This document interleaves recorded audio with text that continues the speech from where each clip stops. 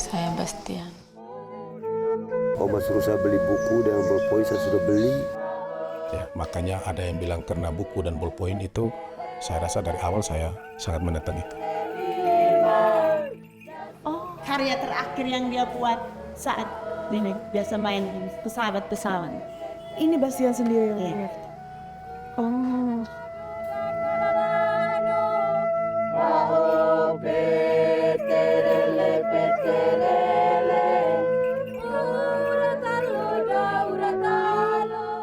Jadi hanya dengan keadaan seperti saat ini, gelap dan tentunya tidak efektif, tidak layak untuk belajar bahkan bagi seorang siswa.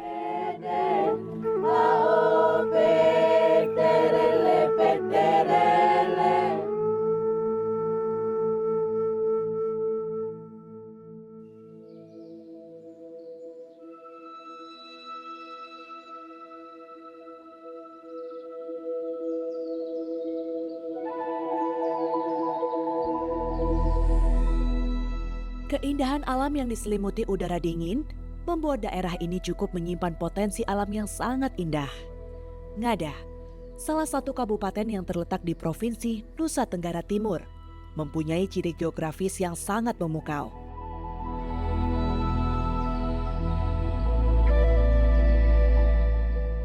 Ngada dikenal sebagai tanah vulkanik yang subur dan negeri adat yang santun dan lestari.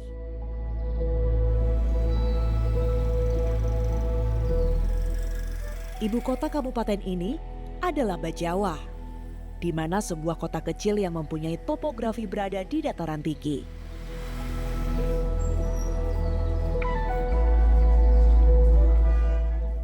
Sebuah wilayah yang memadukan keindahan alam, kekayaan budaya, dan keramahan masyarakatnya. Kearifan lokal masyarakat di sini sangat terasa dengan suasana kota yang tidak begitu ramai dengan lalu lintas kendaraannya. Bak suasana kota kecil lainnya di Indonesia.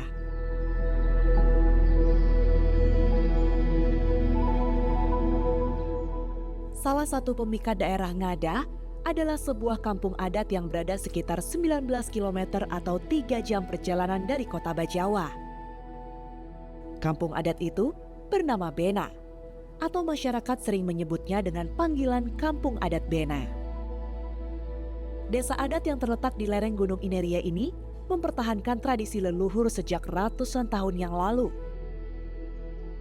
Kampung adat yang seakan dikepung gunung dan perbukitan, dengan menambah lengkungan Gunung Ineria yang eksotis, menambah Gunung Mama Cantik ini menjadi daya tarik yang penuh dengan magis. Data tahun 2025, jumlah penduduk Kampung Bena sebanyak 480 jiwa, terdiri dari 42 kakak dan 9 suku. Artinya, jumlah rumah di Kampung Bena sesuai dengan jumlah kakak yang ada.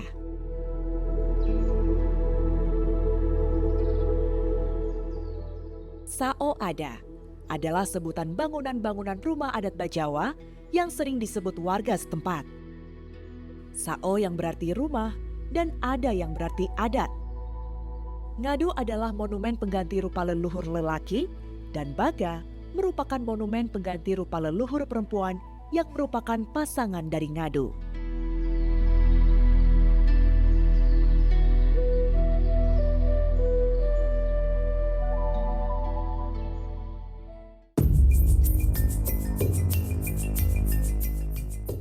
Saya Tiara Harahap, seorang jurnalis yang memilih berjalan lebih jauh menyusuri sudut-sudut negeri.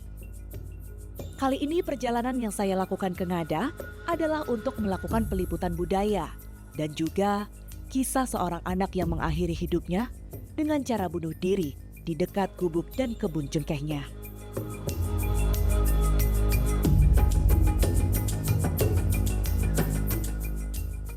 Belakangan ini Kabupaten Ngada, Nusa Tenggara Timur disoroti lantaran satu peristiwa yang mengguncang hati banyak orang. Sebuah tragedi yang membuat kita menengok wilayah ini dengan penuh luka dan tanya. Hari ini kami hadir di Ngada, Nusa Tenggara Timur untuk melihat secara langsung bagaimana sebenarnya sebuah peristiwa tersebut secara mendalam. Tentu kita bicara mengenai Ngada, Nusa Tenggara Timur tidak bisa digambarkan dengan satu tragedi saja. Di kaki Gunung Inerie berdiri sebuah kampung adat tertua di Flores yang dimana di dalamnya terdapat adat, budaya, tradisi, hingga ingatan terhadap leluhur yang masih hidup hingga hari ini. Kami akan memotret sisi tersebut pula, karena jika kita mencoba untuk memahami sebuah wilayah, tentu kita akan memahami pula bagaimana luka dan juga kekuatannya. Saya Tiara Harahat, ikuti perjalanan Inadis Horizon.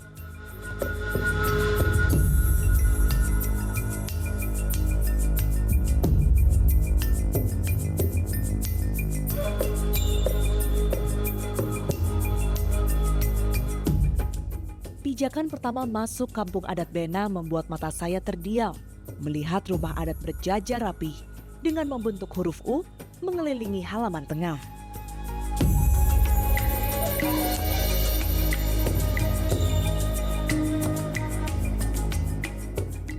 Ikatan tenun yang tergantung dan tradisi tenun ikat di teras rumah menjadi penghangat mata tentang arti tradisi dan kelestarian budaya.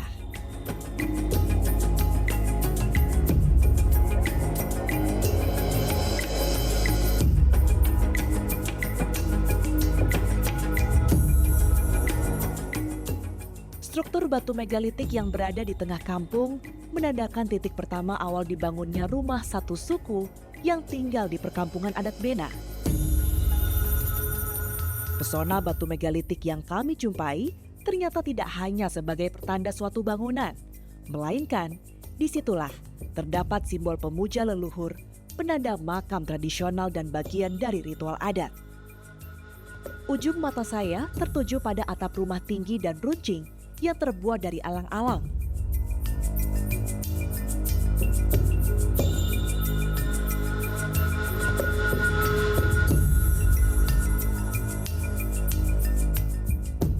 Tulang rahang sapi dan babi selalu menghiasi sisi rumah panggung adat di sini. Semakin banyak tulang rahang dan tanduk kerbau yang terpampang, maka semakin besar upaya untuk dapat membangun rumah ini. Dilihat dari ketinggian, sangat tampak jelas maksud dan tujuan para leluhur tanah Bena ini membuat perkampungan adat yang hingga kini tetap lestari, yaitu kebersamaan. Jadi nantinya sebelum ada tarian selamat datang yang khas sekali dengan adat di masyarakat Ngada, Nusa Tenggara Timur, sebelumnya saya nantinya akan dipersilahkan atau diterima sebagai tamu terlebih dahulu di dalam sao dan juga nanti akan dipakaikan dengan pakaian adat yang bernama lawo. Jadi kita pertama-tama ini harus masuk ke dalam rumah adat dulu. Di depan dan juga di sekeliling saya ini sudah banyak sekali rumah adat yang khas sekali ya. Ini atasnya terbuat dari alang-alang kering begitu dan juga di bagian bawahnya ini dari kayu. Kita akan masuk ke dalam. Tanah yang sakral, tak mudah untuk bisa menjadi tamu di kampung adat ini. Bisa menaiki anak tangga dan diterima di rumah adat, bukan hanya sekedar melintas, berfoto, lalu kembali pulang. Permisi, selamat sore, Mama. Tiara. Clara. Oke, Mama Clara. Jadi sebelum saya meminta izin untuk bertamu, ini harus diganti dengan pakaian adat terlebih dahulu ya Mama Clara ya, apa yang kemudian saya kenakan sekarang.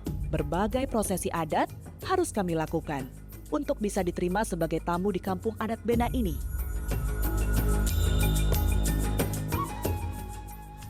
Kalau untuk lawo, ini berarti khusus perempuan atau sebutan pakaian laki-laki juga lawo, Mama? Tidak, kalau perempuan lawo, kalau laki-lakinya siwe. Siwe, Iya. siwe. Ada perbedaan khusus mungkin, Mama, antara pakaian siwe dan lawo ini ya? Kalau perempuan ada dia punya Tahu. ikan, Oh. tali ikan. Iya, iya. Kalau laki-laki itu sudah. Hanya di bagian bawah ya, kayak semacam sarung gitu.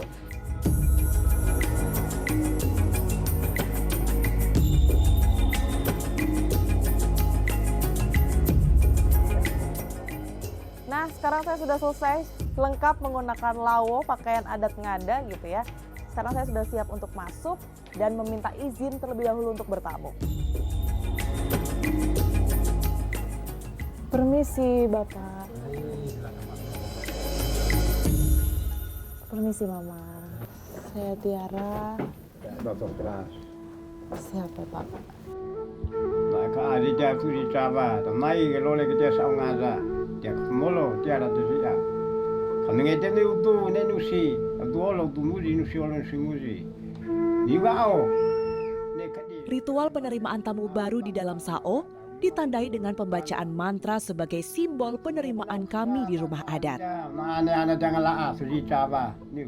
Sao merupakan tempat tinggal keluarga besar sebagai tempat pelaksanaan ritual adat dan sekaligus menjadi status sosial serta garis keturunan. Lole Sao, prosesi ritual adat ngada menjemput dan menyambut tamu untuk dibawa masuk ke rumah adat. Lole berarti menjemput, sedangkan Sao berarti rumah adat. Keduanya saling berkaitan dalam adat penyambutan tamu di ngada. Ayam jantan hitam sebagai persembahan leluhur, darah yang dilekatkan di telapak tangan membuat ritual penerimaan kami sebagai tamu ini semakin sakral dan hikmat.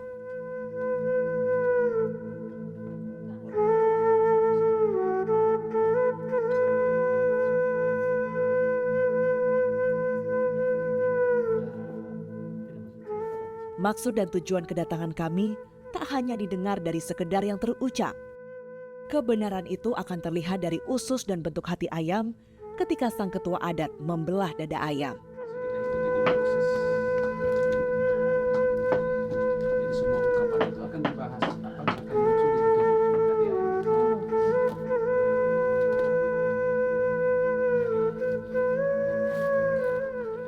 Kebohongan maksud dan tujuan tamu yang masuk rumah Sao akan terlihat di ritual ini.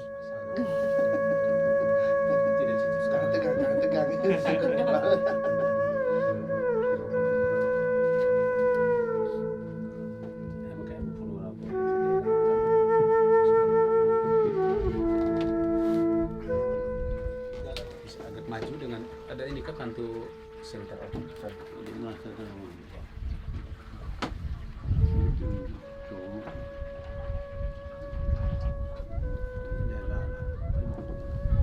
Ini hatinya bagus.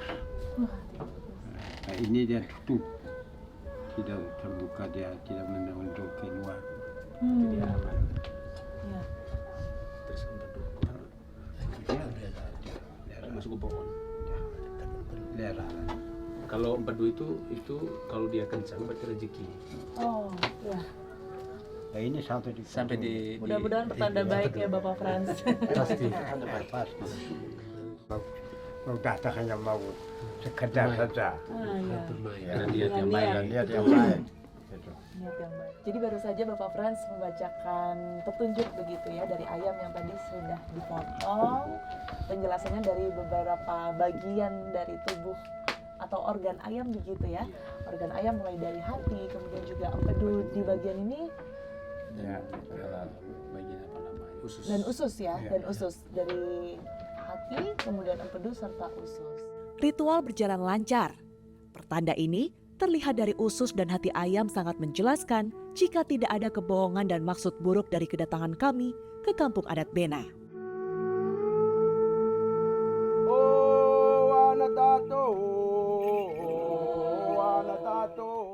Upacara penyambutan dan penerimaan tamu dilanjutkan dengan tarian tekeh. Tarian tekeh umumnya dikenal sebagai upacara penyambutan tamu yang dibalut dalam tarian adat. Ya ya ya. Alis baik.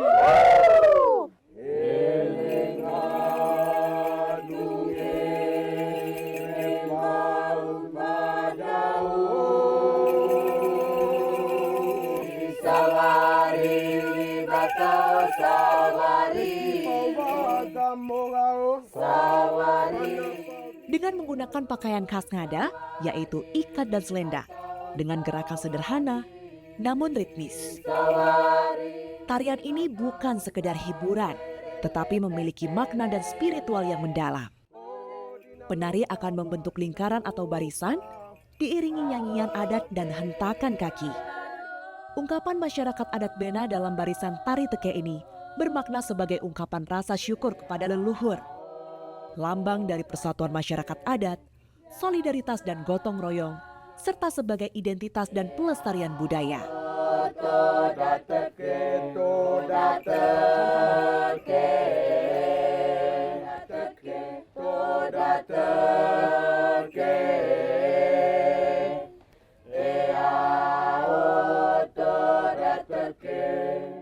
Kehangatan serta keceriaan kami seketika tertutup dengan awan gelap yang mengawali malam kami di Kampung Bena. Bali Sebae!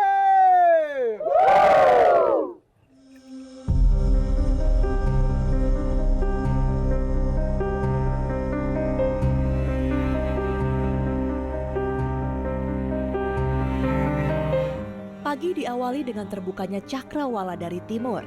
Awan putih yang menyelimuti sebagian Bukit Ngada sejenak beranjak dari peraduannya. Jerebu yang sunyi. Dingin menusuk yang berhembus dari balik perbukitan sejenak langsung hilang dari tubuh kami.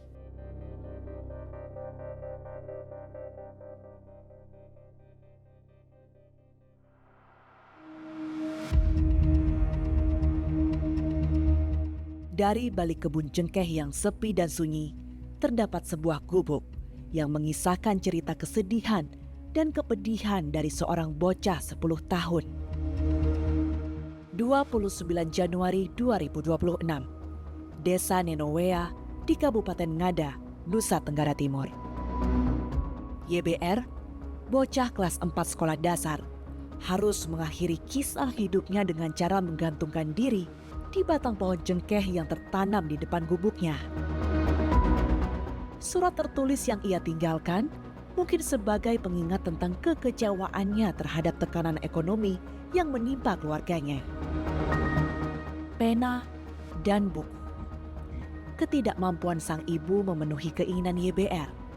Kematian menjadi alasan bocah ini untuk menutup semua keinginan yang tidak akan terpenuhi selama kemiskinan masih menyandra kehidupan keluarga YBR. Siapa yang harus bertanggung jawab atas ini? Pemerintah pusat, pemerintah daerah, atau keluarga YBR yang belum bisa lepas dari kehidupan berhutang untuk menyambung hidup mereka sehari-hari?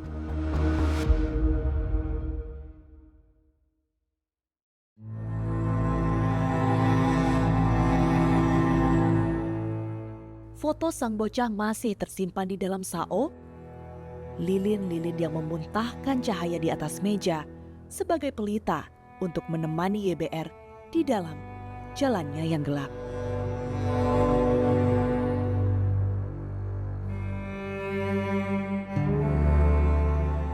Kesedihan masih menyelimuti rumah duka yang didiami seluruh keluarga YBR.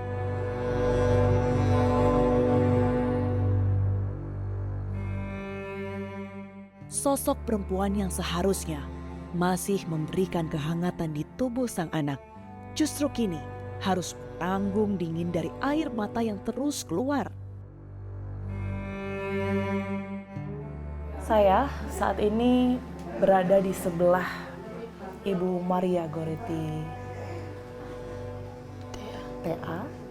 Saya panggilnya di sini Mama Reti. Dan kita di sini ada di dalam sao ya. Sao ini adalah rumah adat dari Nusa Tenggara Timur atau khususnya Ngada ya Mama Reti ya. Saya panggilnya pakai inisial ya. YBR ini tinggal di sao ini Mama Reti. Kalau sehari-hari itu almarhum itu tinggalnya dengan mama. Dengan omanya YBR ya. Ya. Berapa lama almarhum atau YBR ini ikut dengan oma atau ibunya Mama Reti? Kalau almarhum ini dari umurnya 1 tahun 7 bulan, itu lepas ASI. Dari lepas ASI tinggalnya dengan mama, tapi bukan tinggal di kebun, pulang balik. Paginya ke kebun, sorenya ke rumah adat. Sampai dia umur 5 tahun, akhirnya dia tinggal terus di kebun dengan mama saya. Dengan omanya? Ya. 5 tahun dan kemarin YBR berusia 10 tahun begitu ya. Seberapa sering ketemu YBR? Kalau sapi kebun, kalau tidak ada harian di sini, akhirnya sapi kebun. Biasanya ketemu. Ada 1 minggu sekali pasti ketemu? Ya. 1 minggu sekali? 1 minggu sekali. Kalau berangkat sekolah biasanya yang mengantarkan Oma atau Mama Reti? Dia biasanya jalan sendiri, kalau yang masih kelas 1 itu biasa antar saat. Mama Reti, berat tentunya ya menyampaikan apa yang kemarin terjadi, saya paham sekali. Dan masyarakat ternyata juga memberikan perhatian yang amat sangat kepada YBR, karena lagi-lagi cerita ini tidak hanya pastinya mengguncang apa yang kemudian terjadi di keluarga, tetapi hati kita juga teriris membaca surat terutama ya yang ditulis oleh YBR, Mama Reti. Jadi sebenarnya apa yang terjadi, Mama Reti? Memang pas malam Rabu itu memang dia tidur dengan saya di sini. Tidur dengan saya di sini saat akhirnya pagi itu memang saya paksa dia pergi sekolah. Paginya itu saya paksa dia pergi sekolah. Saya bilang, kau bangun sudah pergi sekolah. Masa kepala sakit. Saya bilang, kemarin kau main hujan.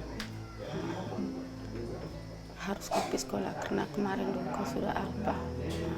Saya omong begitu. Akhirnya dia tidak mau, saya harus paksa. Saya paksa dia langsung pergi. Saya tak antar sampai di jalan, naik motor dengan adik saya, adik sepupu, langsung antar sampai di sana.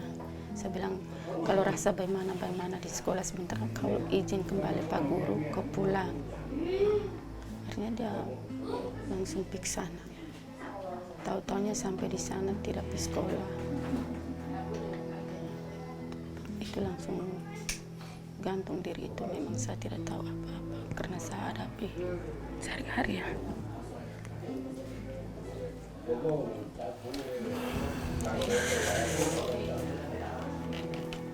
Saya paham, ini berat sekali, Mama Reti. Berat sekali.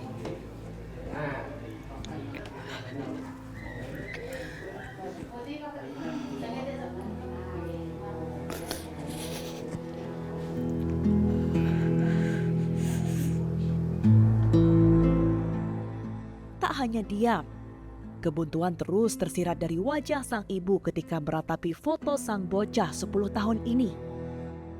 Kalau tadi Mama Reti sempat cerita YBR ini orang yang ceria, Mama Reti masih melihat keceriaan itu hari itu? Iya. Di hari Jumat itu? Hari Senin dengan hari Rabu siang itu pas dia pulang sekolah. Kita lihat dia macamnya gembira sekali, ceria sekali. 2 hari sebelum meninggal berarti ya? Biar kita marah dia saat dia kerja yang tidak terlalu kelakuan dia tidak terlalu bagus, akhirnya kita marah. Dia hanya ketawa saja, tidak pernah macam orang lain langsung berontak sana sini, tidak. Saya tidak bisa membayangkan, Mama Reti, bagaimana hancurnya hati Mama Reti membaca surat itu ya. Pastinya, karena kami saja yang notabene belum mengenal secara dekat YBR, teriris sekali hati kami membaca surat itu, Mama. Bisa Mama ceritakan waktu pertama kali Mama, mungkin tidak secara langsung memegang kertas itu ya, tapi membaca surat yang kemudian dituliskan oleh YBR, apa yang Mama bayangkan pada saat itu? Memang rasanya saya sedih, sakit hati juga.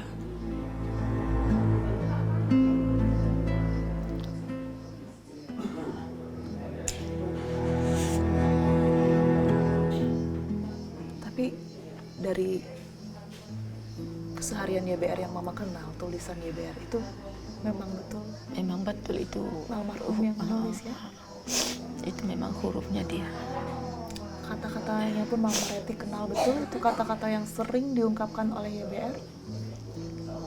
Kalau selama dia dan saya tidak pernah ungkap dengan kata-kata itu yang dia tulis itu tuh, saya tidak pernah dengar. Tapi pernah YBR menyampaikan secara langsung, berkeluh kesah apa yang ia rasakan, apakah ada permasalahan di sekolah, Mama Reti? Tidak pernah. curhat ke Mama Reti juga belum pernah? Tidak pernah. Tidak pernah. Kalau di sekolah, kalau pulang sekolah dia hanya cerita dia punya nilai di sekolah. Hanya itu. Kalau cerita yang lain-lain bilang ada teman yang bully dia, tidak pernah. Kalau ada guru yang bully, tidak pernah. Pukul pun cubit pun tidak pernah. Lalu permasalahan yang saat ini mencuat Mama Reti kaitannya dengan pena dan juga buku. Ini apa yang terjadi sebelumnya sebenarnya? Kalau mengenai pena itu dalam buku itu 2 minggu yang lalu itu sempat minta pertama minta di saya, pertama mintanya di mama, di omanya, Ya. minta di omanya. Ini oma biasa panggil saya punya mama karena juga panggil mama. Mama saya ini buku tidak ada. Akhirnya kau pidul di kau pun mama. Dan sampai mama ada uang beli buku. Akhirnya dia datang sini. Tanya, ini kasih tahu saya, bilang mama saya ini tidak ada buku, mama kalau ada uang biar mama kasih saya. Saya bilang saya ini uang ini hanya 10.000. Hanya 10.000 biar saya kasih kau. Akhirnya saya kasih tahu tidak beli buku. Sampai di bawah kasih tahu mama, tanya mama, bilang mama ini uang ini kami kumpul dulu, kumpul di sekolah karena kami ada kegiatan di sekolah, biar saya kasih ini uang untuk uang alpa. Akhirnya mama beli buku. Akhirnya ini mama ini suruh petik itu sayur selada jual. Itu 2 minggu yang lalu. Hanya untuk membeli pena dan buku itu. Buku itu tuh bukan hari itu yang terjadi, itu bukan. Tapi sempat terbeli akhirnya. Akhirnya mama beli, kasih uang 20.000, beli gula 10.000, dengan buku itu ada 3 bolpen 1, kembalinya 10. Akhirnya datang kasih tahu mama, bilang mama ini kembalinya 1.000, ini saya ada beli permen. Baik sudah. Jadi Mama Reti, kalau ternyata buku dan juga pena itu sudah berhasil dimiliki oleh YBR begitu ya, permasalahan apa yang menurut Mama Reti mengganggu pikiran dan juga hati YBR sehingga keputusasaan tersebut berakhir dengan tindakan kemarin? Saya juga kurang tahu lagi, karena ini anak ini tidak pernah omong dengan kita. Saya juga kurang tahu. Dia kalau hanya pulang dari sekolah hanya cerita dengan dia punya nilai dari sekolah, tidak pernah cerita apa-apa. Dan ternyata nilainya bagus, informasinya ya. Ya. Kalau di sekolah, kalau saat temannya sulit itu ilmu itu, dia bantu. Tidak pernah bilang ada teman-teman yang bully dia atau guru yang cubit, tidak. Tidak pernah. Saya berdoa untuk anak saya Bastian. Semoga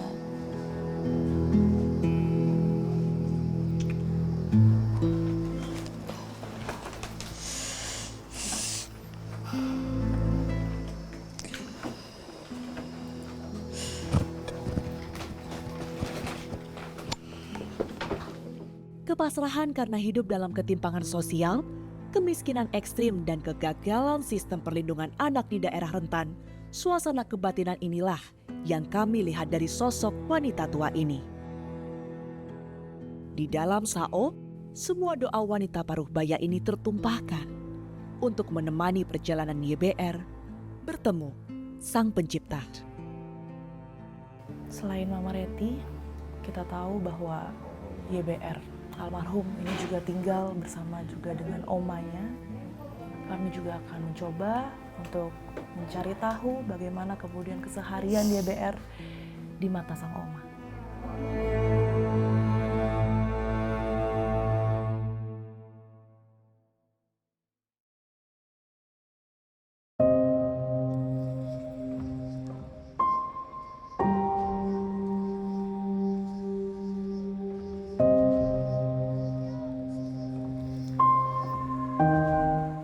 Kedukaan menyelimuti Cirebuu.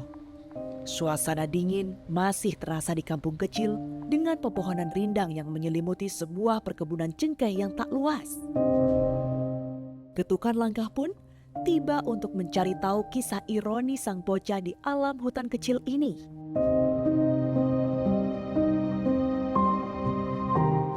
Dua kilometer dari rumah Ibu YBR, ini adalah rumah neneknya atau yang biasa dipanggil oleh YBR ini Oma.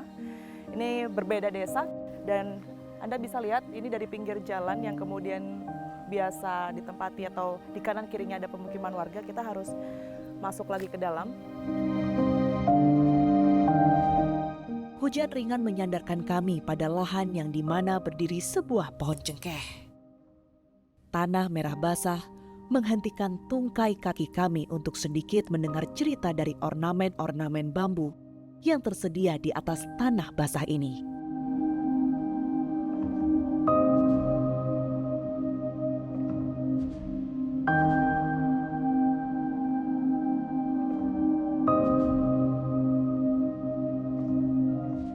Ya, Kamis 29 Januari 2026.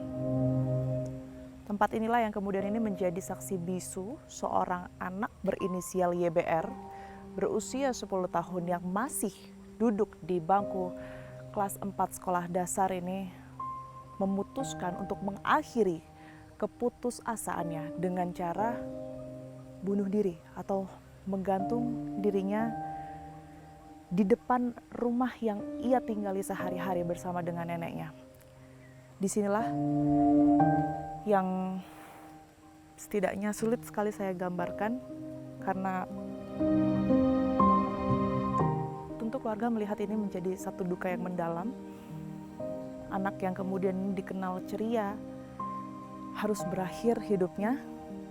Banyak barang yang kemudian ini tertinggal di sini. Tentunya ini informasinya juga bekas dari upacara adat setelah kematian yang baru saja digelar di tanggal 9 Februari 2026, tetapi juga sedikit kalau mungkin saya bisa gambarkan, aktivitas mereka sedikit banyak selain di rumah atau mohon maaf, lebih pantas saya sebut gubuk begitu ya, yang mereka tinggali sehari-hari. Mereka memasak daging atau olahan makanan mereka berupa daging babi begitu ya, ini di pekarangan ini atau di halaman sini. Mungkin saya setelah ini akan masuk ke dalam menemui nenek dari YBR begitu. Di sini juga saya lihat ada ubi makanan mereka yang bahkan masih tersisa karena informasinya juga mereka ini terbatas sekali setiap harinya. Dalam 1 bulan saja pemasukan mereka sebagai petani cengkeh dan juga pala ini hanya sebesar tidak lebih dari Rp178.000. Anda bisa bayangkan ini. Ini juga menjadi salah satu gambaran di mana data yang kemudian dimiliki oleh KPAI, di mana Indonesia sendiri menempati urutan tertinggi anak bunuh diri se-Asia Tenggara. Ini yang kemudian menjadi ironi karena kita ketahui bahwa YBR ini sempat meninggalkan secarik kertas yang berisikan pesan kepada sang ibu. Siapa yang kemudian ini tidak tergetar hatinya membaca, ya harus meninggalkan sang ibu agar ibunya tidak merasa ada beban untuk menyekolahkan, membelikan pena dan juga buku yang disebut-sebut. Inilah yang menjadi permasalahan utama mereka.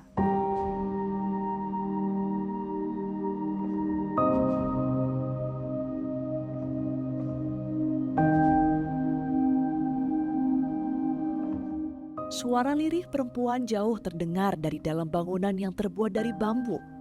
Kegelisahan masih menyelimuti raut wajah wanita tua yang bersandar pada dinding gubuk bambu ini.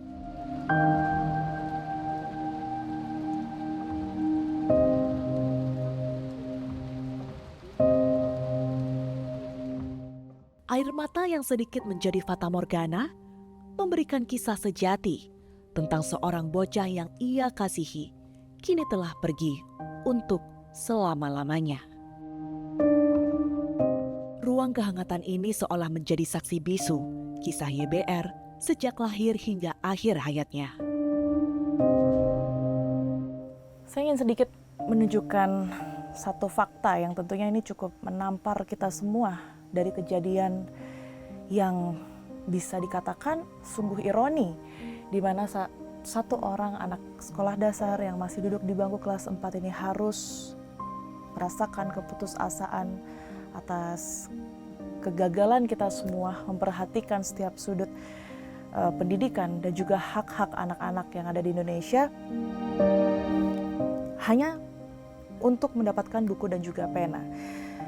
Disinilah ia sehari-hari tinggal, di sini pula seluruh aktivitas dikerjakan, di mana ia hanya beralaskan bambu yang saat ini saya duduk ini untuk tidur.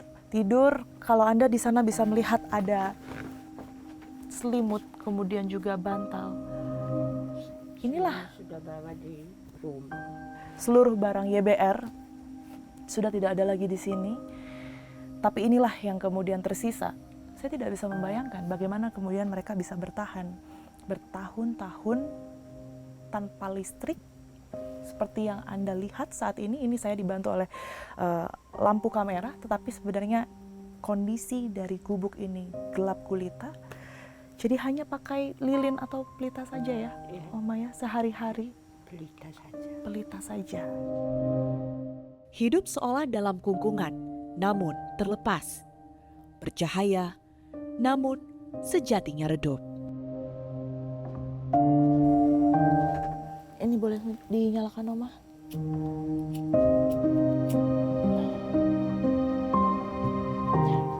Jadi hanya dengan keadaan seperti saat ini yang saya gambarkan kepada Anda, gelap dan tentunya tidak efektif, tidak layak untuk dua orang manusia. Ruang terbatas untuk sekedar bercita-cita. YBR hidup dalam kegelapan yang fana. Dirinya tak mampu berteriak dalam kalut hanya untuk sekedar bersuara kepada Tuhan.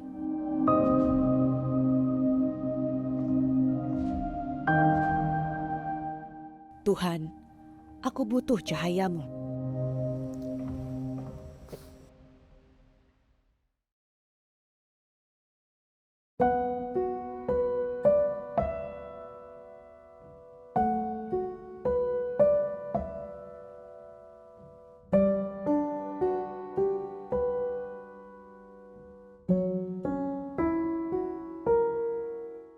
Kita coba untuk lihat ke depan.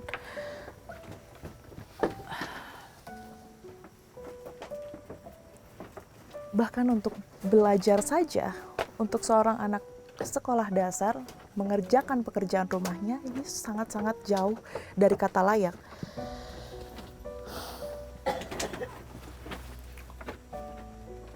Sedikit keluar dari ruangan yang mereka gunakan untuk memasak, untuk berpakaian, untuk tidur. Disinilah Oma Wilu, nenek dari YBR ini mengolah begitu ya makanannya. Piring-piring, alat makan semua ada di sini. Dan nampaknya karena ini adalah hari pertama Oma Wilu kembali ke gubuk ini setelah pemakaman atau kematian dari YBR, inilah kondisi terakhir yang ada, di mana mereka menghabiskan waktu bersama di sini. Memori mereka untuk menghabiskan makanan seadanya yang disiapkan oleh Oma Wilu di sini. Nilai ruang di bawah kesederhanaan yang kami lihat, harus YBR telan mentah-mentah 9 tahun lamanya bersama Oma Wilu.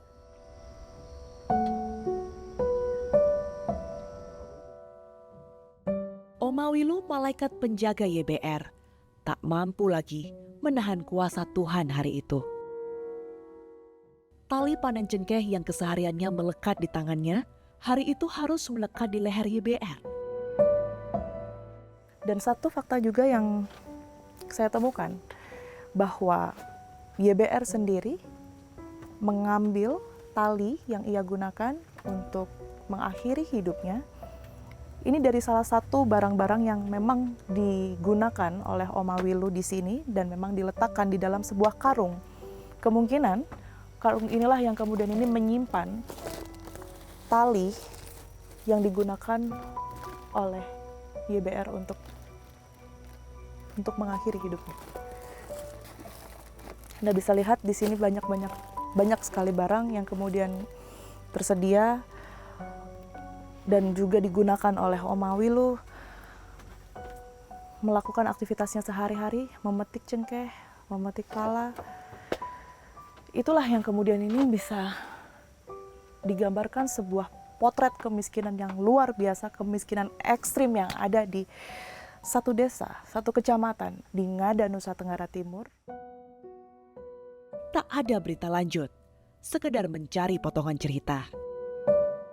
Tubuh renta Oma masih sanggup mengais semua potongan cerita kala itu.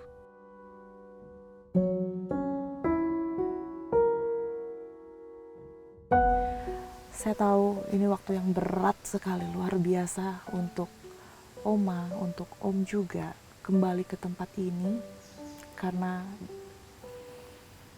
disinilah saksi dari semua yang kemudian dialami oleh YBR, begitu ya. Bagaimana YBR mencurahkan segala keputusasaannya dengan tindakan yang kemarin kita ketahui bersama. Kondisi Oma sejauh ini seperti apa, Oma? Biasa-biasa. Biasa-biasa. Tapi ini pertama kali Oma menginjakan kaki ke sini, betul ya? Pertama kali. Apa yang menguatkan Oma untuk bisa ada lagi di sini? Lagi makin. Lagi makin. Yang bisa menguatkan ini. Kau tiap main tiang, kau mau deh. Terus kau dia anak cak. Dia sedih. Keseharian Bastian dengan Oma ini seperti apa sih? Mungkin Oma tahu ada kendala-kendala yang dialami oleh YBR, sehingga jalan kemarinlah yang diputuskan oleh YBR untuk mengakhiri, barangkali ada kesedihannya, ada rasa sakitnya yang dia alami. Om Riki. Selamat ya udah rumah tapi kau maju minta tamu dia nama dia baik kau. Baik kau. Anak ada biasa-biasa. Baik kau masih ini berepin di kulur lah, laut kadro. Baik kau. Setiap hari dia si almarhum yang omanya di sini, sebelum dia almarhum meninggal itu dia tidak pernah ada rasa ini omong dan omanya bilang saya ada sakit ke apa kayak mengeluh-mengeluh, tidak pernah. Kalau kita lihat kan Bastian juga meninggalkan satu surat ya untuk ibunya, Bang Riki, dan juga Oma. Surat itu mungkin dalam sekali artinya, tapi banyak yang kemudian mengartikan kaitannya adalah dengan pena dan juga buku. Sebenarnya yang dihadapi Bastian sehari-hari, yang dihadapi oleh YBR sehari-hari ini seperti apa bersama Oma? Tanah buku apa dia? Kasi mengeluh ke buku mana pun buku de kalau macam tidak doin lapis buku. Kasi lah kauta. Dia pernah 2 minggu sebelum kejadian ini dia pernah mengeluh dengan omanya, mau beli buku dan bolpoin benar. Tapi omanya tidak ada uang, terus omanya ini sayur selada nih, ada 4 ikat, suruh dia pergi jual itu tuh. Oma suruh dia pergi jual, dia langsung ambil itu sayur selada pergi jual di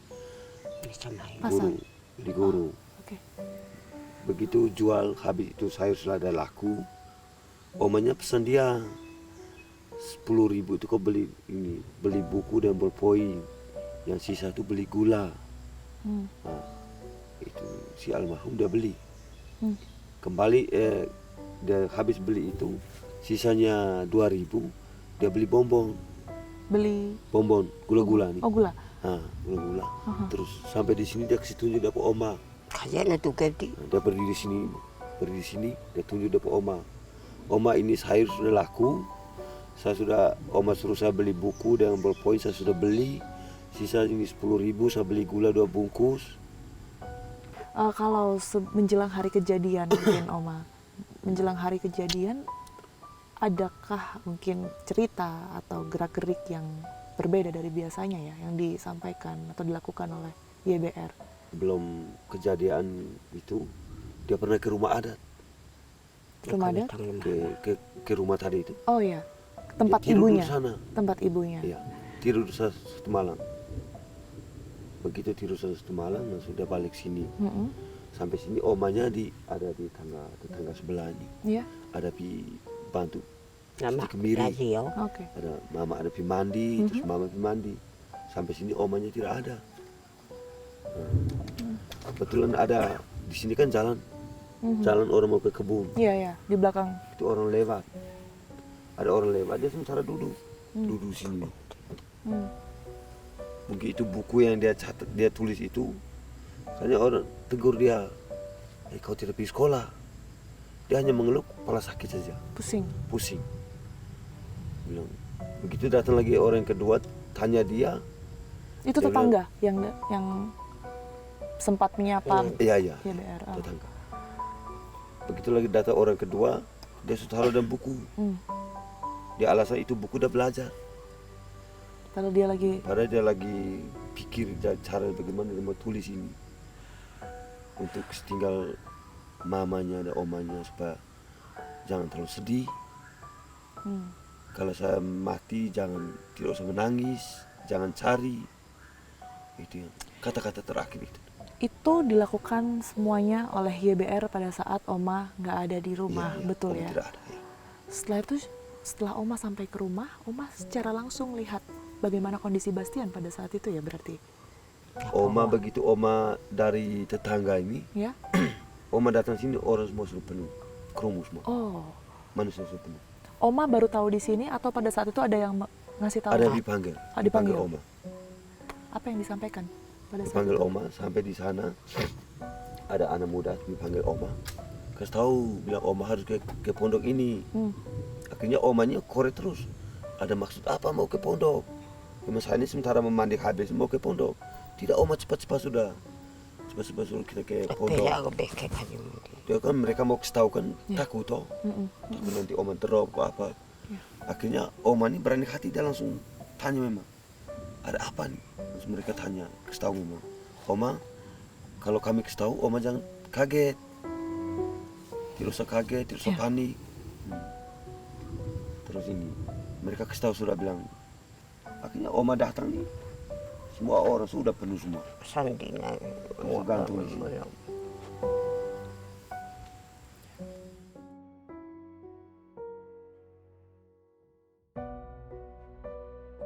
10.000, nilai yang sangat kecil terdengar. Untuk mendapatkan 10.000, YBR harus menjual sayur kepada gurunya.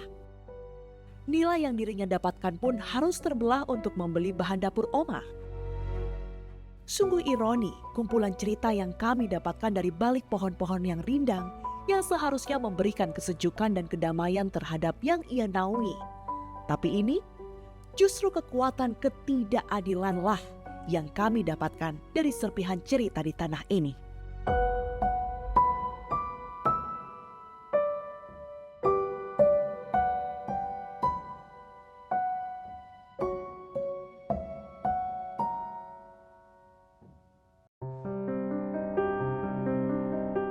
Pagi baru saja menyingsing. Kabut tipis masih menyelimuti perbukitan. Aspal hitam masih basah akibat bekas guyuran hujan semalam. Sementara, langkah-langkah kecil anak-anak mulai menyusuri jalanan setapak menuju sekolah. Di balik senyum polos mereka, tersimpan cerita panjang tentang perjuangan menggapai pendidikan di wilayah timur Indonesia.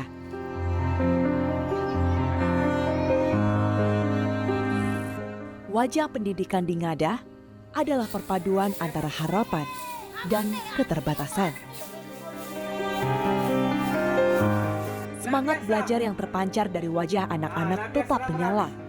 Namun kenyataannya, berbagai tantangan masih membayangi perjalanan mereka menuju masa depan.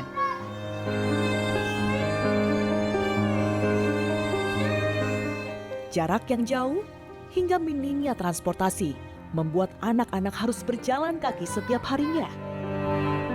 Perjalanan itu bukan hanya melelahkan, tetapi juga menjadi ujian konsistensi bagi mereka untuk tetap bersekolah. Tetapi semangat meraih mimpi masa depan ini, lagi-lagi tak sebanding dengan kondisi kesejahteraan sosial mereka.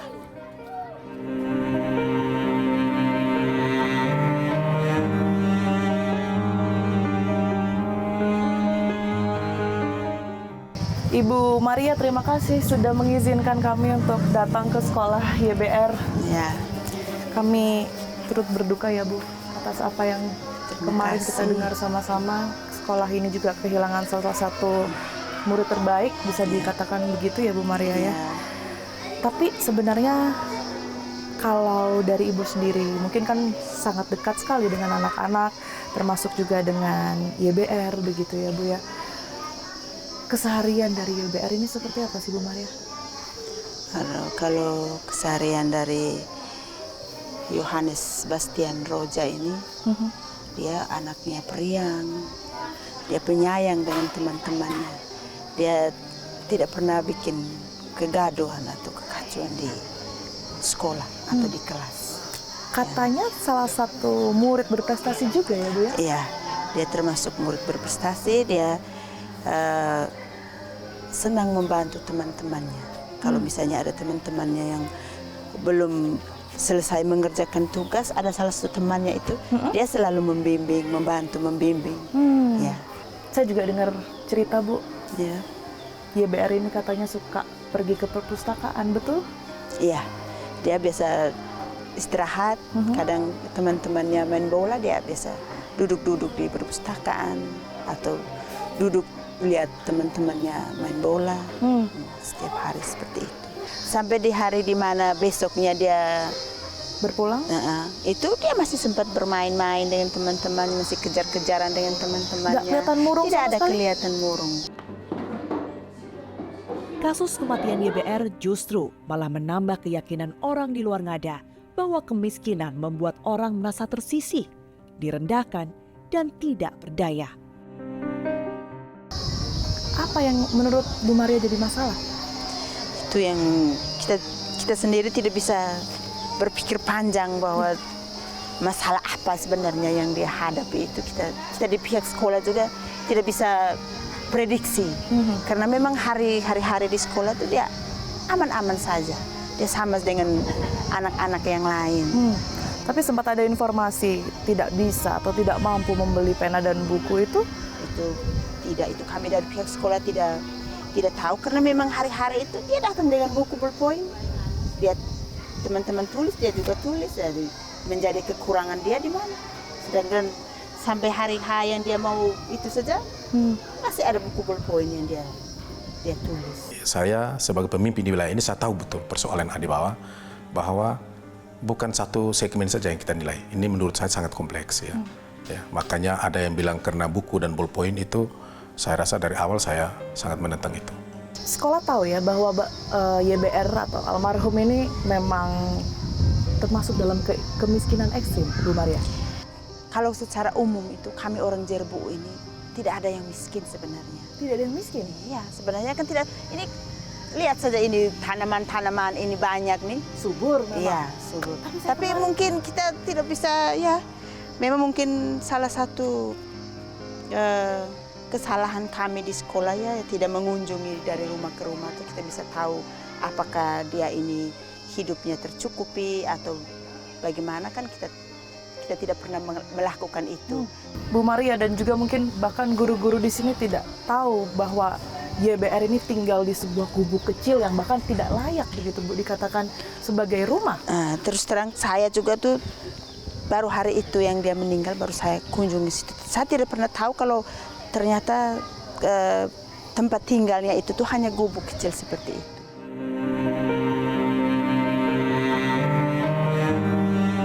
Kematian YBR menunjukkan negara gagal dalam memastikan akses pendidikan bagi anak-anak miskin. Negara tidak hanya hadir dalam narasi anggaran triliunan untuk program-program lain, namun tak terlihat ketika YBR harus mengakhiri hidupnya karena ketidakmampuan untuk bisa membeli buku dan pena. Secara keseluruhan, data di NTT khususnya di Ngada, seperti apa kasus bunuh diri itu sendiri, Pak Bupati? Ya, kita hampir setiap tahun ya ada saja, dan yang terjadi itu biasanya orang dewasa, ya. Tapi baru kali ini yang anak-anak, ya, itu terjadi di Ngada. Motifnya juga beda-beda, ya, beda-beda. Ada yang juga mungkin karena kekerasan-kekerasan yang lain, kekerasan verbal, atau mungkin ada sanksi-sanksi sosial yang lain ya. Tentunya kalau yang orang-orang dewasa yang saya tahu itu. Berkaitan dengan pembayaran Bu Maria, karena YBR ini kan sudah kelas 4. Ya. Selama ini seperti apa? Barangkali kebutuhan-kebutuhan yang perlu dibayarkan YBR, entah itu setiap tahunnya atau keperluan yang lain, selalu rutin terbayarkankah atau bagaimana? Selama ini untuk pembayaran itu tidak pernah ada kendala. Jadi selalu semua terbayarkan. Ya, terbayarkan. Entah itu yang dibayarkan omanya atau mamanya, itu kami tidak maksudnya tidak terlalu ini, karena memang bayarnya langsung ke bendahara komite. Jadi tidak ada tunggakan atau apa sebagainya. Tidak ada tunggakan sama sekali. Ya. Tapi pertanyaannya, apa yang dibayarkan itu, Bu? Itu biasanya setiap tahun itu kan kami ada rapat komite untuk bayar sumbangan orang tua untuk guru honor dan sebagainya. Itu kan dari orang tua. Berapa jumlahnya, Bu Maria? Kalau tahun-tahun kemarin itu 500.000. Tapi mohon maaf sebelumnya, saya mungkin perlu juga konfirmasi ke Ibu Maria. Saya dapat info juga, Bu, dari pihak keluarga, mereka ini bahkan membayar SPP, Bu, di setiap bulannya sebesar 450.000 ke atas. Artinya dimulai awal masuk ya, ini di kelas 1 nominalnya 400 ribuan, kemudian di kelas 2 bertambah 500.000 dan Tidak. seterusnya. Kami biasanya berdasarkan kesepakatan komite, kalau 500 semua rata 500. Hanya karena tahun ini kami itu sumbangan itu tuh agak lebih, hanya karena kami akan menjadi tuan rumah di kegiatan Hardiknas yang 4 hari itu. Jadi dia agak lebih, tapi untuk yang itu dibayarkan per tahap dan bisa dicicil juga. Nggak Untuk ada 1 SPP tahun. artinya? Ada sumbangan, tidak ada SPP, sumbangan orang tua. Tapi agak sedikit menggelitik di mata saya ketika kematian YBR menjadi magnet untuk para petinggi negeri ini hadir ke Ngada. Seolah-olah kemiskinan ekstrim yang selama ini menggerogoti wilayah mereka dianggap sebagai hal baru. Kehadiran para pejabat pun terasa sekedar seremoni untuk menunjukkan negara hadir. Padahal semestinya negara sudah benar-benar hadir sejak awal sebelum keputusasaan memuncak dan harus dibayar dengan 1 nyawa. 1 nyawa saja terlalu mahal sebagai harga pembayaran. Jadi untuk pembayaran itu memang harus wajib bayar, karena untuk membayar guru honor ini Sekalipun tidak mampu, Ibu?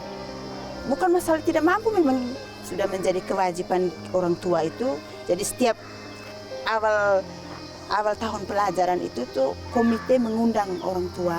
Jadi ini yang mengharuskan komite ya? Ya, komite yang undang, bukan kami sekolah. Jadi dalam tanda kutip, mohon maaf kalau saya harus katakan ini, dalam tanda kutip mereka dipaksa untuk membayar? Tidak paksa, itu melalui musyawarah. Itu kami rapat komite itu ditawarkan kepada orang tua, tidak paksa. Ada tidak ruang yang kemudian disediakan barangkali dari orang tua murid yang tidak setuju ini langsung kepada sekolah menyampaikan bahwa saya tidak mampu membayar ini semua? Tapi selama ini tidak ada. Tidak ada Semua ya? orang tua sepakat. Bahkan dari pihak komite itu menyampaikan ulang-ulang, kira-kira mungkin ada yang tidak sepakat, bisa omong memang di sini. Padahal mohon maaf Bu Maria, saya melihat, tadi kami juga mengikuti upacara begitu ya, saya melihat mereka hadir di sini penuh dengan keterbatasan, artinya mungkin bahkan sepatu saja, saya tadi sempat menanyakan mereka menggunakan sandal bukan karena hujan Bu Maria, tapi karena mereka tidak mampu membeli sepatu. Bukan tidak mampu Ibu, kami di sini kami sudah sepakat sepatu pakai hanya hari Senin waktu upacara bendera. Jadi hari-hari anak-anak boleh pakai, kalau dia mau pakai sepatu boleh, kalau mau pakai sandal juga boleh. Hanya hari Senin saja ya. Hari Senin saja itu kami upacara lengkap itu yang anak-anak harus. Penting tentunya konfirmasi dari Bu Maria ini untuk kemudian saya mengetahui yang sebenarnya begitu ya dari statement yang tadi juga sempat saya dengar. Mereka hadir berjanji jika cerita ini akan menjadi perhatian mereka dan tidak akan terjadi lagi di Ngada dan daerah-daerah lainnya. Tapi semangat mereka tak terlihat ketika kegundahan tentang ekonomi dan kehidupan sosial YBR terusik karena kemiskinan. Karena memang kemarin mereka sempat menyampaikan keberatan sebenarnya karena sehari-harinya Bu Maria mereka hanya hidup dari hasil petik cengkeh, kemudian juga petik pala. Banyak juga orang tua siswa-siswi di sini yang seperti itu kondisinya. Ya, di sini rata-rata anak-anak petani. Memang seperti itu ya. Rata-rata anak petani. Penghasilan utama Ya, bertani dari penghasilan bertani ya. Saya tekankan lagi bahwa kita tidak bisa menjudge ya, justifikasi bahwa karena ekonomi, karena ekonomi ya. Kita nggak ada ya dari sisi inflasi ya kita angkanya cukup bagus ya. Kita boleh tidak punya uang, tapi kita punya stok makanan yang ada di rumah-rumah ya. Mungkin untuk memegang uang itu agak sulit, tapi kita makanan kita berkecukupan dan yang lain-lain itu ya. Bu Maria, kaitan dengan PIP yang kemarin ini juga sempat menjadi persoalan begitu ya, tidak bisa mencairkan apa yang dialami oleh YBR. Ini apa sebenarnya Bu yang terjadi? Kalau PIP, YBR ini masuk di tahun 2021-2022 itu diantar oleh omanya, hanya menggunakan surat baptis.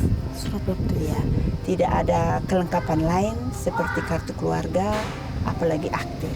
Berjalannya waktu, kami juga dari pihak sekolah minta bantuan.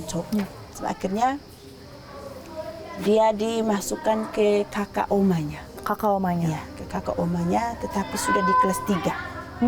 Sehingga dari kelas 1 sampai kelas 3 itu kan kita tidak bisa mengusulkan PIP karena dasarnya NIT tidak ada. Kalau dari sekolah jemput bola bisa nggak Bu kira-kira? Kami sudah bertemu berulang-ulang. Hampir setiap pembagian rapor itu mamanya datang, kami sampaikan hal itu. Iya, tetapi hasilnya tidak ada. Di sini kan kemarin kendala soal pendataan itu ya, tapi kita kemarin sudah sampaikan bahwa harus didata semua dan sudah terakomodir ya. Sebelumnya ketika masih administrasi di kabupaten lain memang terkendala di situ. Tapi si ibu kandung atau omanya ini ya, oma dan kedua anaknya itu data di kita dan kita sudah dari riwayat pemberian bantuan itu kita sudah pernah berikan.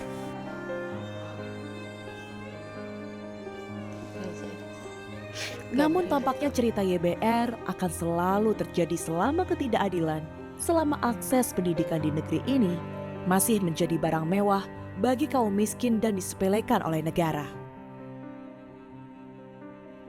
Oke, ini kelas? Ini kelasnya Bastian. Kelas YBR, oke. Ibu izin, ini sebelum kita masuk ke ruangan mungkin sedikit kami menyampaikan bantuan sederhana sebenarnya. Tapi mudah-mudahan ini bermanfaat buat anak-anak yang ada di sini. Halo, selamat pagi. Selamat pagi. Apa kabar hari ini? Baik dan luar biasa mantap. Ya, hari ini kita ada kedatangan tamu, akan memberikan kita sumbangan sedikit. Ini dari Bastian. Dari Bastian untuk teman-teman yang ada di kelas 4. Senang kau tidak? Senang atau tidak? Hah? Tidak terlalu bagaimana? Yang alasannya apa tidak terlalu senang? Karena kita dapat, Bastian tidak dapat.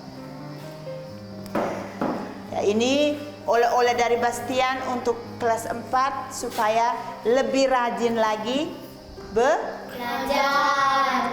Alexa tahu Bastian tidak ada? Tahu? Tahu dari siapa? Hah? Dari siapa? Siapa yang kasih tahu?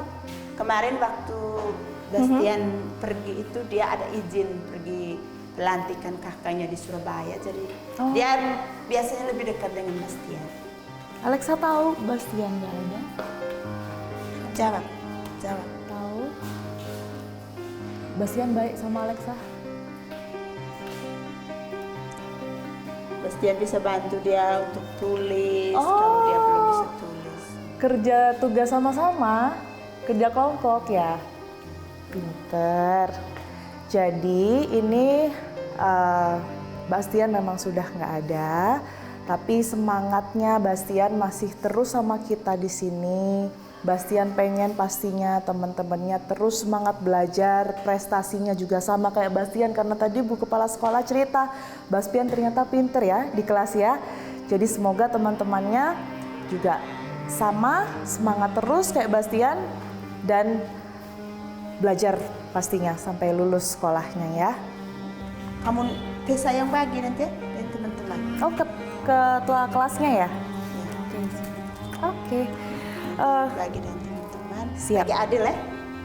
Ini tempat duduknya Bastian. Oh, ini tempat duduknya Bastian. Ini karya terakhir yang dia buat saat ini biasa main pesawat-pesawat. Ini Bastian sendiri yang Iya. buat. Oh. Oke, jadi ada satu kertas. Ini mirip kertas origami gitu ya. Iya. Karya terakhir dari Bastian, karena memang Bastian suka main pesawat-pesawatan sama Alexa mungkin ya, sama Alexa. Sama teman-teman yang lain. Sama kita biasa teman-teman main-main yang lain dan teman-temannya lah yang menaruh karya Bastian ini tepat di meja yang setiap hari digunakan Bastian untuk belajar, meja yang setiap hari ini juga digunakan Bastian untuk bermimpi, menjadi dan juga mencapai cita-citanya gitu ya. Jadi disinilah teman-temannya mengenang sosok Bastian.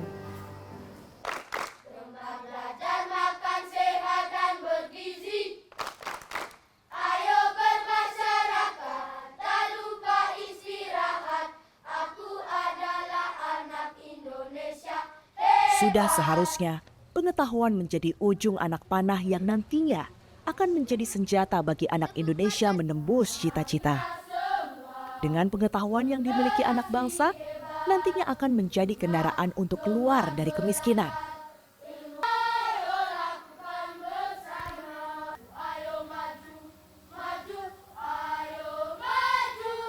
Dan bukan lagi menjadi barang mewah yang sulit didapatkan bagi anak-anak timur karena kemiskinan abadi.